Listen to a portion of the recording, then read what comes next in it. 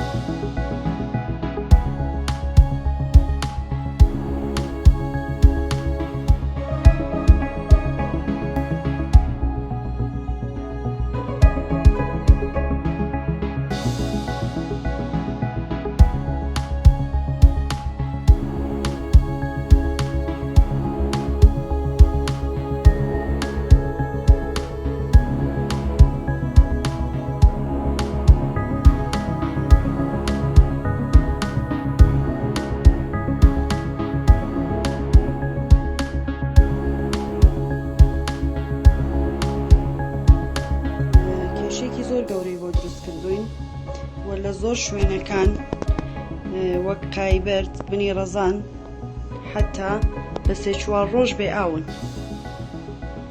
ئەو کاتش کە ئاوەکەمان بۆ کرێتەوانەیە بڕحەکەمان لێ قەت ئەکەن.